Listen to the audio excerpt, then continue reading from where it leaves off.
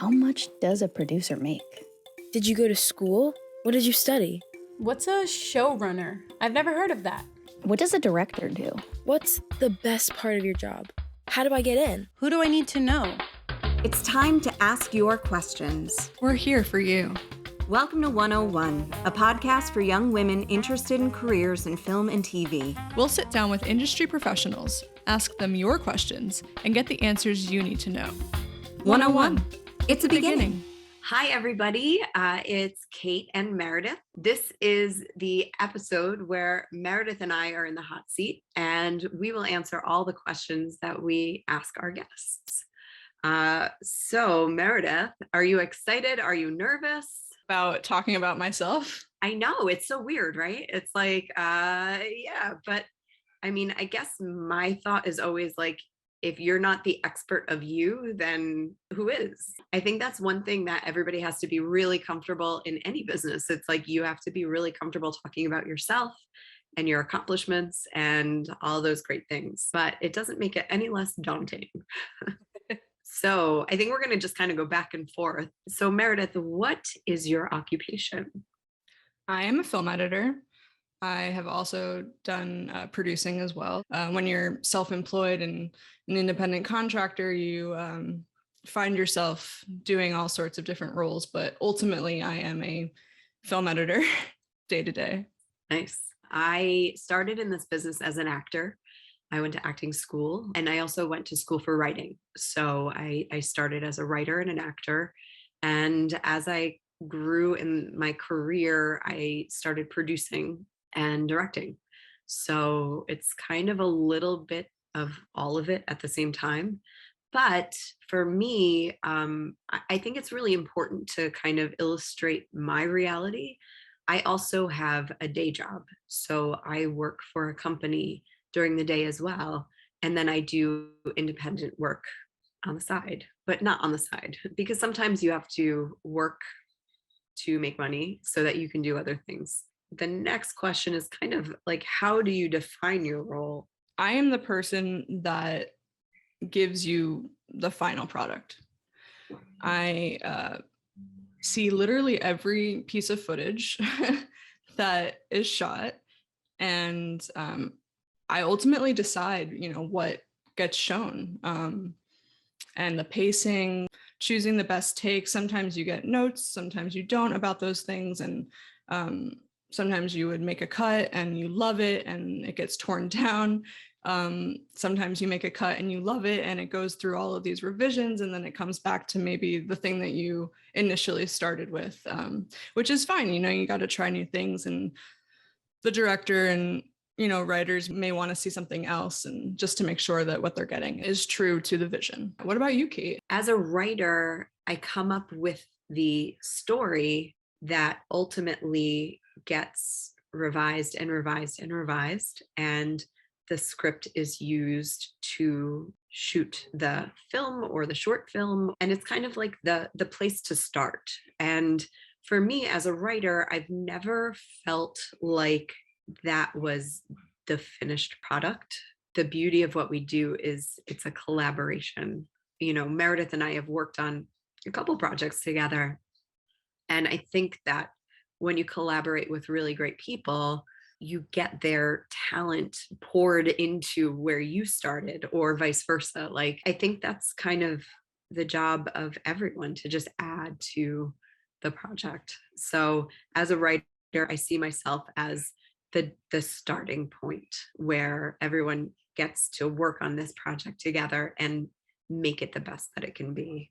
As a director, I feel like, because I started in acting, I feel a huge connection to actors, and kind of making that space really safe for them to fulfill this highest level of taking risks and going for it. It's my job to make it a really safe place for the whole crew, and to work really closely with the DP, and to make sure that the vision is unified across the team, and also to be the point person for setting the tone for the whole team, and to to really lead by example, by the way you act, by the way you treat people, and so forth. So, Kate, I want to ask you, what was that moment that you knew that you wanted to be in this industry? oh gosh, First set of moments, or was it a gradual love? I think there were two. I was a kid, and I was in this fifth grade. We had an assignment. We had to write a play that we were ultimately going to do for the whole school. And I was like so into this. I'm like, this is my jam. Okay, I'm gonna write this play. And then I like asked my teacher, I'm like, well, who's doing the scenery? Like, what are we doing for costumes?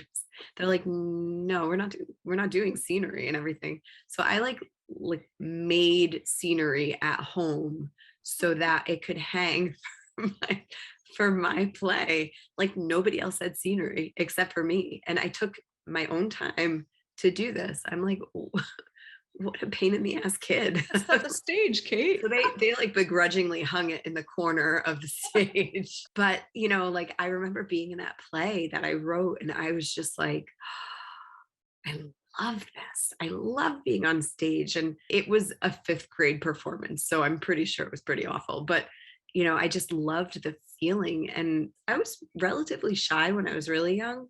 So that was kind of like a big deal for me. And I remember being in the car with my parents on the way home, and I'm like, I think I want to be an actor. And my parents were like, go to college. Yeah, that was one. And then the second one, I went to see Big with my mom. It was like a girls' night. So we went to see Big at the theater, and I was little, but I remember my mom told me, she's like, Penny Marshall was the director of this. It was life-changing because I'd never heard of a female director. I'd always seen men portrayed as directors, even in like cartoons. Like it was always a man. And the fact that Penny Marshall directed that, and I was just like, what? Like this is something that is, and it's a brilliant movie. Like Penny Marshall is like one of my favorites. Her storytelling like had such a huge impact, but also knowing that she was one of the first women to be so successful at the box office. But when I was little, I didn't know that, but I was just like, oh my God, she was a director. Like I can be a director, really? So that was a pretty big moment in my life. And yeah, I think those were the two big ones for me that kind of set everything forward. Nice. What about you? Like Yeah, you're like Miss Creativity. You're like Meredith. I don't know if our listeners know this, but Meredith is like one of the most creative people that I think I've ever met, and like wildly talented at so many different things. So like, what was the first art that you fell in love with? I think I know the answer, but I'd love to hear it from you. So my mother was a classical pianist, and she taught me and my brothers growing up. When I was that young, I didn't really feel a love for piano and flute and classical music until I probably hit puberty, which usually happens. And then you start to feel all the emotions of Debussy and Ravel, and you just love those gorgeous, lush chords. But I think I fell in love with oil painting before I fell in love with playing classical piano, and I picked up flute later. But yeah, oil painting, I just loved the Impressionist movement. It really captured sort of my style too. I kind of just leaned towards that type of style. I love doing landscapes and painting castles. Very romanticized upbringing, I think. But yeah, and then I think like it was sort of like very gradual, like from the start of classical music to painting to drawing, and then I realized, what about film? I mean, I loved Wes Anderson, Judd Apatow, Coen brothers, just growing up with all of these people. And then I watched SNL every Saturday night with my parents. Molly Shannon, like, oh my God, Molly Shannon, like, Reese Witherspoon. I loved the movie Election. It's a good movie. Julia Louis-Dreyfus, like all these people, Mike Judge, Amy Sedaris is a crazy girl, but love her too. Jennifer Coolidge, all of these people that I sort of like grew up with. I fell in love with all these actors and the styles. And then I also was doing voices. Like I didn't do it professionally or anything, but like I always had this ear, I guess, for music that allowed me to present voices like to my family or like my friends, and they always loved it. They were like, you're spot on. I don't think I wanted to perform in front of a camera because, you know, I had done performances, piano and flute and dance and all that, and it wasn't like my calling. It wasn't my favorite thing. So the behind the scenes post-production came to me once I graduated from college, and I fell in love with it. I really did. It's cool to think of an editor being like a painter. Like it's true too, right? It's so true. I didn't know you did voices. Oh, Meredith, like I need to hear these one day. I've been working on my Julia Child, but it's to be presented at our next episode. What are your day-to-day responsibilities as an editor? Yeah, so usually I like get a hard drive from the post supervisor or the assistant editor, which I love having assistant editors on jobs because they bring it in, they organize everything, they sync the footage to the sound, and they make it all nice just for the editor to just start working and working together and piecing everything together. So I get the hard drive, I familiarize myself with all the footage, all the sequences, making sure that I have everything I need. Sometimes there's missing assets, missing graphics, whatever, what have you. But one problem, you know, you solve it and move on to the next problem. No, ultimately, yeah, like I just love getting into the project, and you have a string out, which basically means the assistant editor put together every scene with every take all lined up. That's a string out. And I go in, duplicate the sequence, of course, to save the initial string out. Always duplicate your sequences. Just start cutting. I mean, ultimately, like you're going to have notes about which take you might want if it's scripted. If it's not scripted, you kind of just play it through and see what those moments are, what those beats are. And I use a lot of my instinct and my speediness to get out a concise first cut that I find to be the authentic energy of whatever we're working on. And then there's rounds of notes, and sometimes it'll take a couple weeks to finalize an episode of a show. If we're talking a feature, I think what we cut, it took like 6 months. Yeah. It wasn't like a full-time everyday thing, but that was sort of the process there. And then, yeah, you want to make sure when you're done cutting, when everything is finalized, you know, you clean up the audio, maybe do some quick color correct before you pass it to the sound engineer who's going to do a final mix, or you pass it to a color grader who's doing a more in-depth color grading. You receive those files back when they're done, and you piece it all together, and you may send it out to broadcast or whatever the workflow is. So yeah, there's, you know, I've done commercial spots where you send it to the traffickers who are getting ready to put those on to broadcast. I've worked on a lot of digital, which is just straight to the web. You know, we've worked on films together where, you know, you have the final output and you submit it to festivals.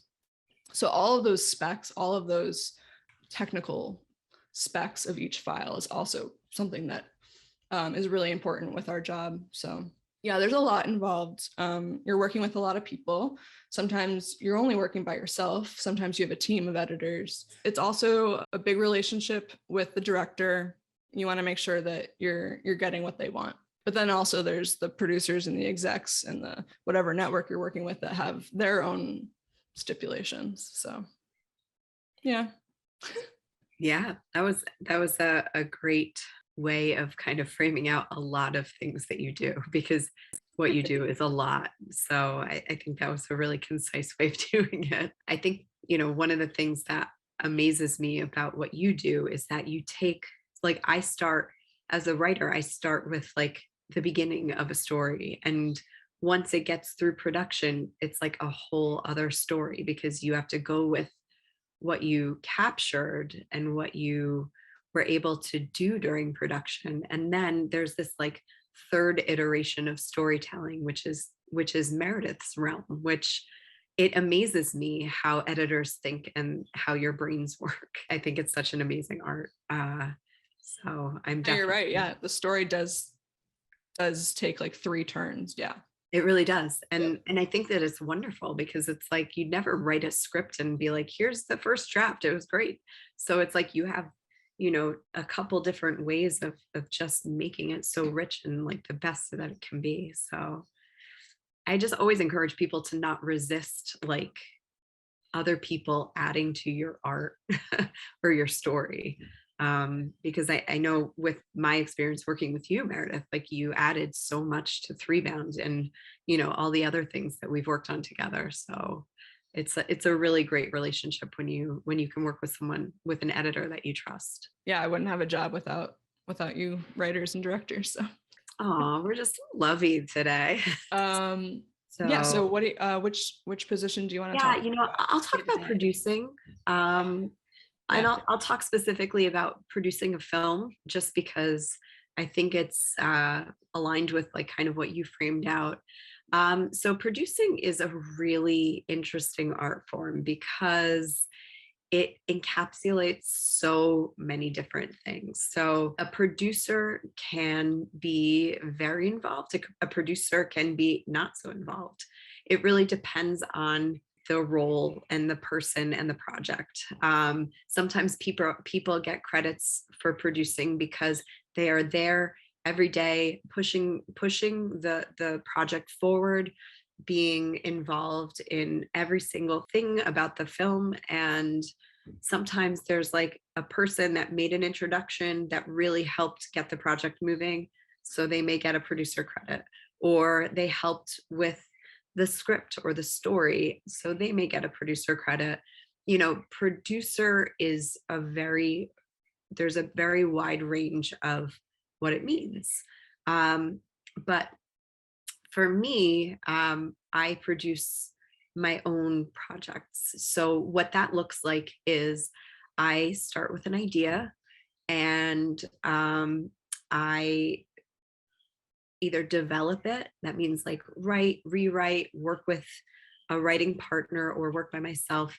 And you kind of develop the project into the next stage, which would be pre-production. So that means that you have raised some money. A producer might help fundraise for a project. You kind of bring it to that next place, which would be pre-production. A producer would help with getting a team together, would help with finding director, finding crew, finding cast, finding a casting director, if you're using one. If not, you might help with hiring actors. Then it just kind of expands to finding locations, organizing your days, finding out when you're shooting, how long you're shooting for. There are other producers that help with lots of different things. Like a line producer will create a budget and will kind of keep the production to that budget. But if it's a small project, a producer might just do that. So it really depends on the project, how big it is, and things like that. But beyond pre-production, you thankfully and hopefully move into production, where a producer will do so many different things. You might be making sure like crafty is there. You might be running to get something for wardrobe. Or, I mean, if it's a bigger thing, then you might be just sticking to like production responsibilities, making sure everything runs smoothly, helping out wherever you are needed, making sure everything is in place for the next couple of days and for the duration of the shoot, confirming locations, working with unions, managing transportation. I mean, it just ranges. It really is endless. And like, it is, I'm like trying to think of other things. I'm like, am I forgetting anything? Yeah. I probably am forgetting. Probably. It's a lot of creative problem solving, a lot of puzzling. It's a puzzle, honestly. And like things change as you're progressing. Yep. And that just makes it all much harder. But once you're there, you're on set, things are going, you're just like, this is amazing. All of my work has come to this point. And It is. yeah. Producers have such a great opportunity to connect with like all of the departments. Oh my God, yeah. And that's one of my favorite things. Nice. So you finish up production, and then you move into the final, no, not the final phase, but you move into post-production. And depending on the size of the project, like if it's a tiny project, you'll, as a producer, you'll probably be really instrumental in pushing post forward and communicating with the editor and the colorist and the post-production sound designer, and like whoever else, the composer. There are a lot of other things that you might do in post-production just to help facilitate the final deliverables, and you know, working with the director and making sure everybody's in constant communication. And you know, in my experience, I've really had to, certain projects I've had to push it forward, because I feel like everybody finishes production and they get into this place of and you're like, okay, no, we're not finished yet, it's not done. Yeah, not for you. So, yeah. And yeah. it, you know, and it's like, let's keep going, you know, we need to have a movie, you're not done. Let's start talking to editors, let's start doing this, let's start doing that, which is really exciting. Then once you finish post, there's another part where it's when you're moving into either festivals, which a producer might kind of put that kind of thing together depending on the dynamic and the size of your team. So you might start submitting to festivals, you might start working on marketing materials, you might start looking to just like straight distribution. So you might start looking at distributors, you might start looking at sales agents, figuring out what the best fit for your film or for your project is. And, you know, always being in communication with the whole team to make sure that you're fulfilling the goals that you've set for the project. And then you take a nice big vacation.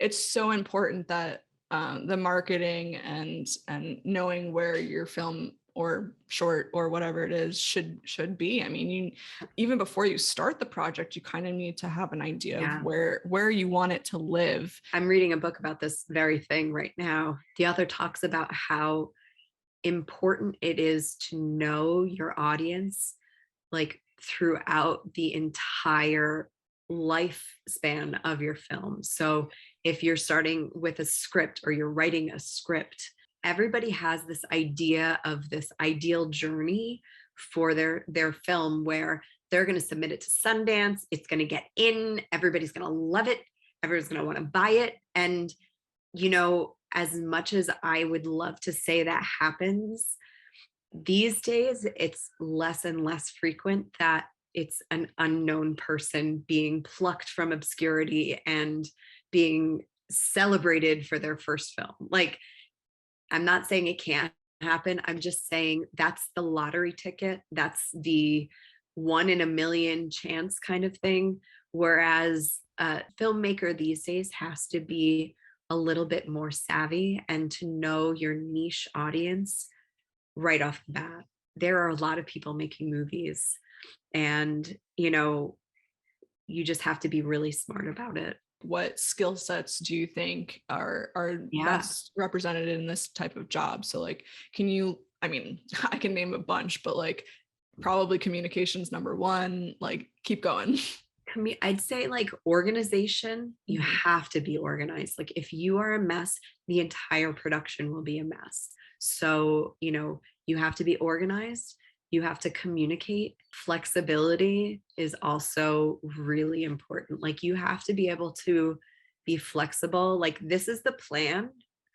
We're going to do A through E.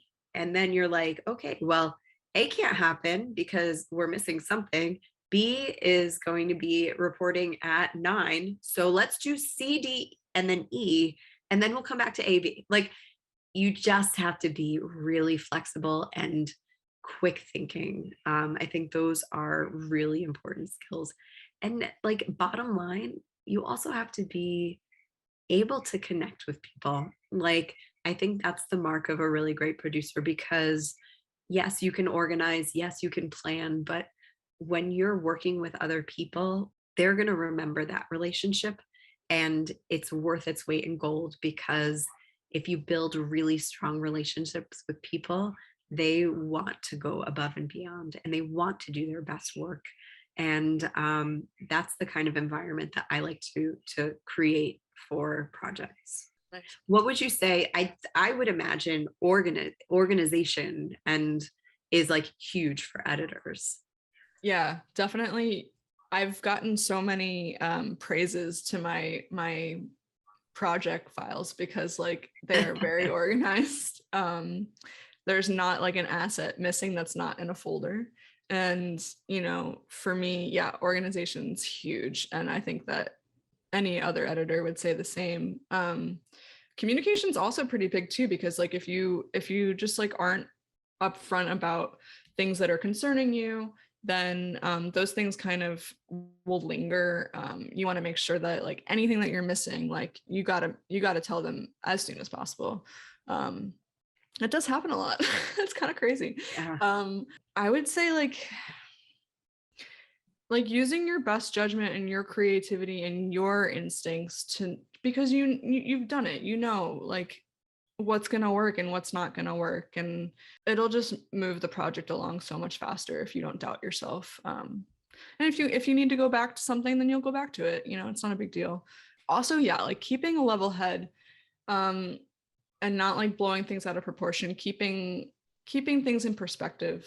There's going to be a lot of technical issues that might happen on any given project. Maybe your hard drive fails. Like you need to back that stuff up, you guys. Like back it up twice, 3, whatever makes you happy. Yeah, like just keeping a cool head, because like you can have anxiety spikes about like the smallest little things, and like it might not be the worst that will happen. Like, you know, just take it as it comes. I don't even know where I'm going with that. Sorry, Kate. I know. I feel like that's kind of one of the places where we really connect. It's like somebody asked us once, we did an interview for one of our features, and like they were like, do you think this was really hard to do? And Meredith and I are like, no, because it's not like curing an illness or like performing surgery. It's like you just have to keep it in perspective. Like, we are so lucky. We get to work with really creative people and hopefully really awesome people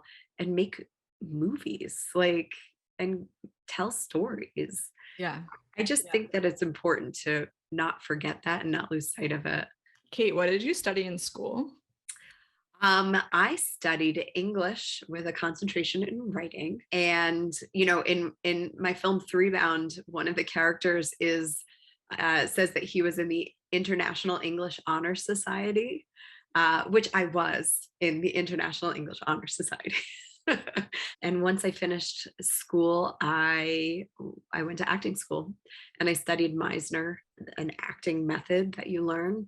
I highly recommend if you want to be an actor, to study acting, because it gives you like a whole bunch of tools that you can use when you need them. So sometimes you are really filled with the behavior that you need for a role, but sometimes you're not. And sometimes you're just like, oh my God, I have nothing.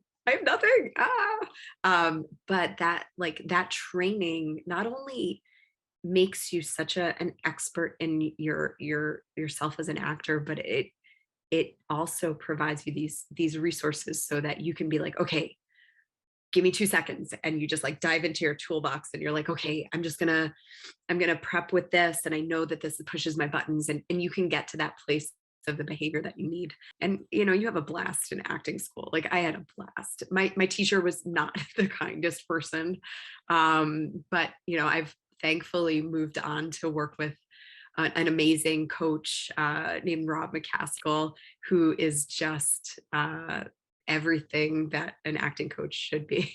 I just think training and being around other actors made me the artist that I am. And it's influenced me as a writer. It's influenced me as a producer and a director. So definitely study your art, but don't let that be the only thing that you study. Branch out and study lots of things, because it makes you a better artist. So when you're on set and you see these actors like in their zone, it's just amazing to watch and be a part of. So Yeah. So Meredith, you didn't study editing at first. You studied. I was an oil painting major, studying fine art history, and my second to last year at Trinity College, they started the film department actually, and I was the first female to graduate with a film studies major at Trinity College. Hello. There were only 2 of us anyway, like to start. I love it. And now this department has like expanded, you guys. Like I'm just thrilled. I was originally thinking about doing production design, and I was like super interested in what it takes to complete the mise en scène. And I went to NYU in the summer of 2010 and took a couple classes. One was like drawing for film, and the other was a production design course. And I loved those classes. I learned a lot, but I also learned that wasn't what I wanted to do. So that shift is fine. Like that those things can happen, but just try it out, and that's how you know if it's your calling or not. And I think like stuff like that, I don't think that's wasted time. I think that's like an investment. And if nothing else, you learn to appreciate that art in the whole process. You know, I actually took an editing course, Meredith. That's awesome. I did. And I took a workshop in lighting because I wanted to know what that part of the team goes through. Yeah. So that's so cool. Yeah. So that was my double major. And then I was editing in New York at a post house, and was learning as much as I could through my colleagues, research, editing. Decided to go to graduate program at SVA. And that was sort of like my calling card to understand the full scope of filmmaking, because I only sort of had this one post-production perspective. So I wanted to know what it was like to write, produce, direct, and edit my own film. And that's sort of what the program was, and then marketed, of course. That's awesome. And the film was so great. I love that film. Oh, Gone into the Clearing is Meredith's film. Thank you. I just love that moment where you get that music stringing into the sequence, and it just like brings alive the whole picture. It's magical, you guys. It is magical. I have to say that is one of the most exciting and surprising moments, I think, of making Threebound, where, you know, I'd made other films with music, but like I think for that was like the biggest deal. We worked with our composer John Lasauer, and just sitting there with him and then seeing the final film, you're just like, this makes it so good. Yeah, it really elevates it. Yeah. And John actually did our little intro music for 101. Yeah, so he did. Yeah. That was a big shout out to John. So Meredith, tell me, what was your first gig? I don't even remember how I got this connection, but I had already graduated from Trinity. I was living back at home in Westchester County, just north of New York. And I was trying to get into the industry, doing whatever I could, and happened upon a commercial that was shooting up in Orange, and at the Douglas House, which is a gorgeous house that they use for films, for filmmaking, and big front yard. And it was an Orajel cold sores commercial. It was a big production too. Like the director and the DP like had those big cameras, the seats attached to the camera rig, moving down the driveway. You know, this girl's so happy that she now no longer has cold sores. Like, but I was an art assistant, so I was helping the production designer. That's so cool. What was that? Was it a couple day shoot or? Yeah, it was 2 days, and I helped load the van with all the supplies, everything that they needed for the shoot. So I helped unload, drove it around with the art production designer, and he had 2 assistants, so I was one of 2. And on set was helping just manage the props, honestly, and then just being a team player and helping with lugging whatever we needed upstairs for that room or downstairs, shooting the breeze with the DPs smoking cigarettes outside. Like I was just trying to be one with the gang. There was a chef on set. It was great. And that was with EUE Screen Gems. That's so cool. I mean, were you like enamored? Did you know, like from your first gig, you were just like, this is my world? Yeah, I mean, I didn't think that being on set was my calling, but I did really enjoy meeting everybody on set and having those discussions and like having that initial push from people, like, you're doing great, like you're just keep going after it. So that was encouraging. Even with, you know, being maybe one of 2 women on the set of 50 men, you know. Yeah, it was definitely encouraging, and I felt confident and, you know, ready to just help any way I could, just super eager. And that I think helped a lot. Yeah. What about you? What was your first gig? Oh gosh. I feel like there's so many firsts because it's like, was it my first like thing that I got in New York, you know, the first role that I auditioned for and that I actually booked. But I'll go with the first job that I got paid for, which was like the biggest deal because I just finished acting school and I'm like, oh my gosh, I'm a professional actor now. But I booked an industrial film, which is basically a film that companies use to like for training purposes or what have you. The role that I was booked in was an industrial film for anti-sexual harassment. It was like an anti-sexual harassment training video. I was either a doctor or nurse, and I went to wardrobe, I got my scrubs, went to makeup, and you know, did the whole thing. And we were shooting on location in this hospital. I think it was in New York State. And I worked with this other actor who the circumstance was that he was a patient like in hospice and he was like sexually harassing me. And it was just like the funniest thing because I was trying to be very method and I was like, you know, what is like the cause and effect in Meisner, they call it like the pinch and the ouch. So I need to know what I'm responding to. And this older gentleman played the patient and he was a patient that was like grabbing my bottom. And you know, I responded to it and I was like, Mr. whatever your name is, please don't do that. And that was the scene. And the guy like wouldn't grab my bottom. So I was like, I have nothing to respond to. So I'm like, sir, like you have to actually do it so that I can like respond. And he's like, my wife is never gonna believe my day. I was just like, oh my gosh, this is like the best first gig ever. Awesome. It was just so funny.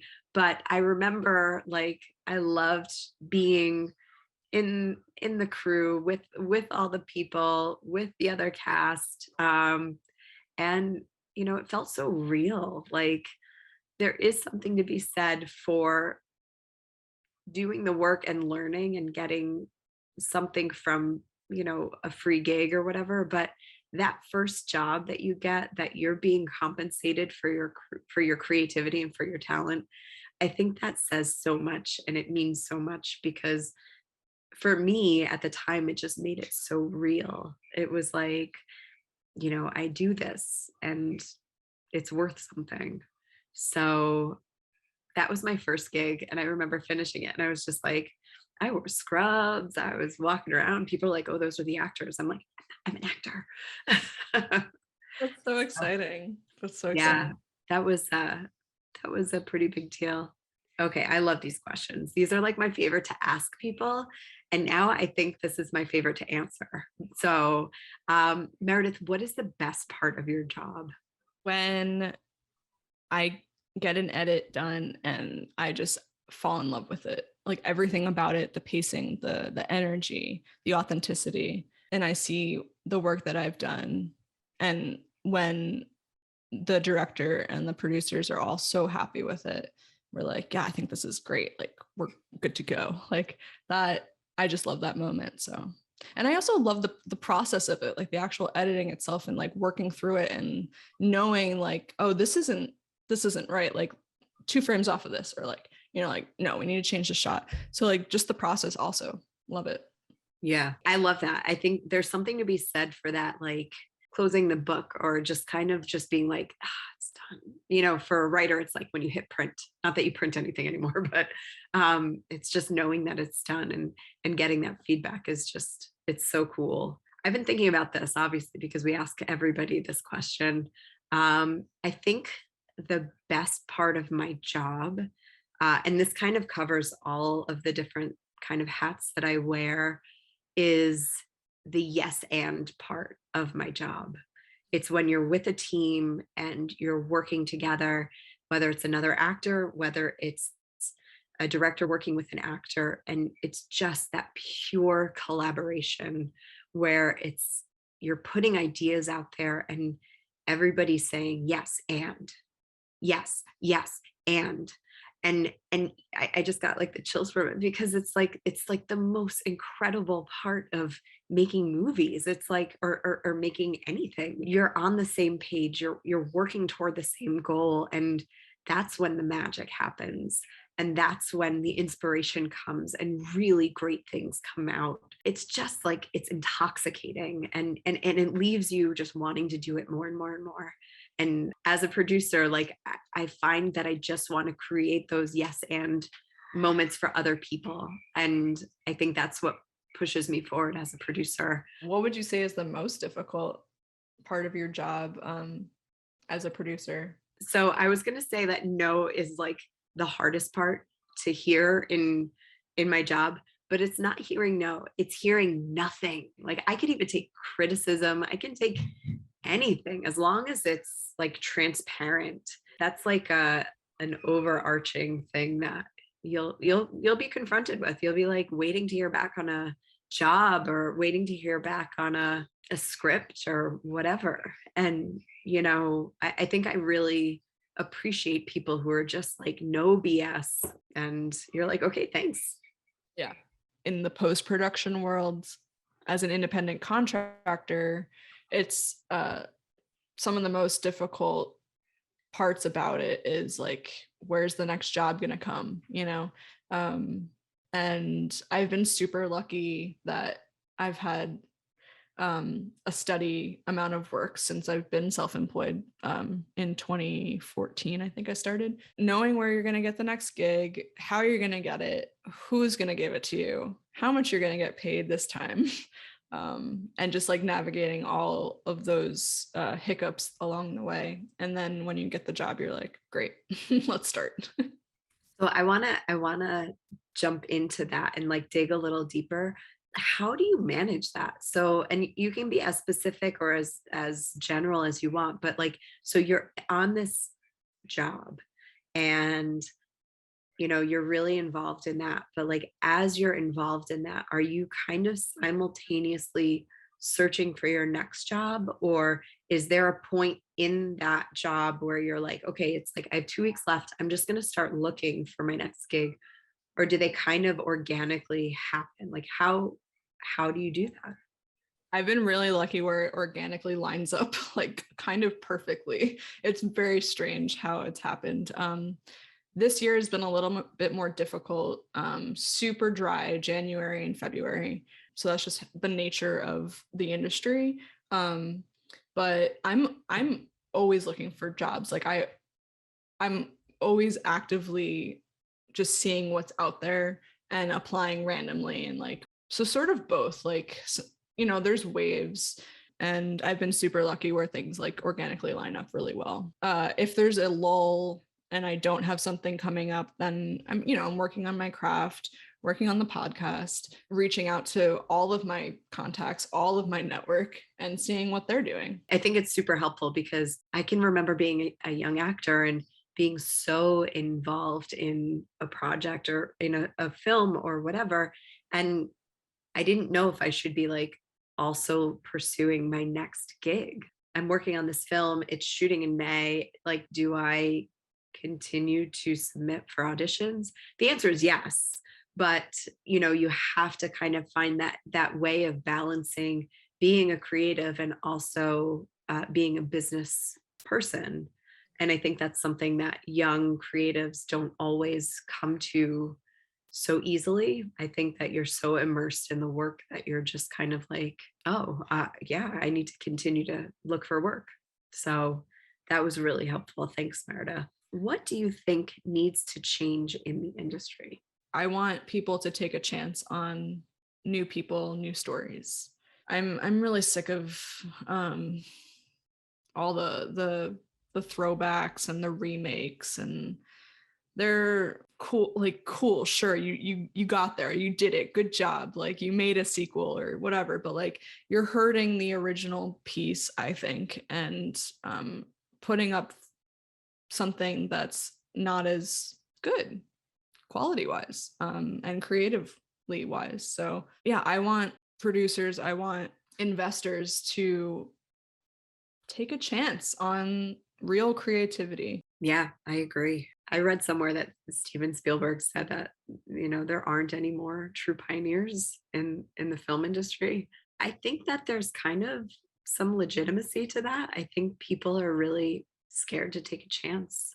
I'm not saying it's everybody, but I think that there's a huge portion of people that are like, oh, we don't want to risk that, because it's a risk.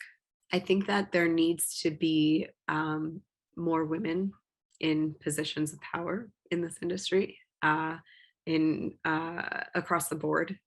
I think that the celluloid ceiling report is a pretty accurate measure of the opportunities that are out there for women.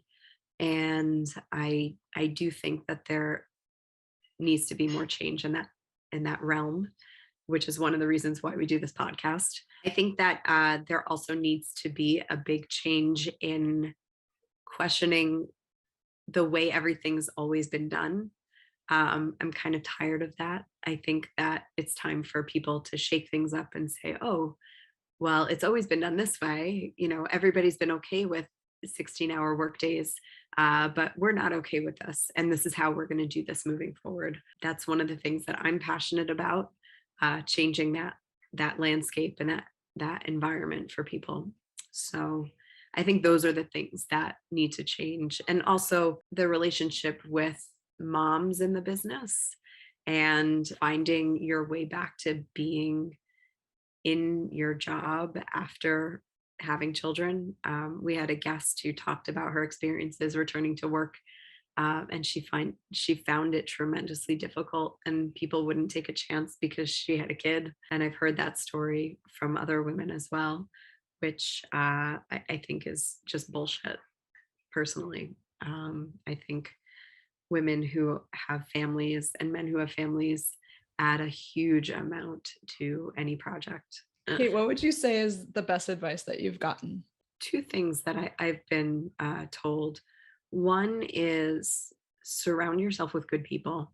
And I think when I was younger, I heard it, but I didn't hear it.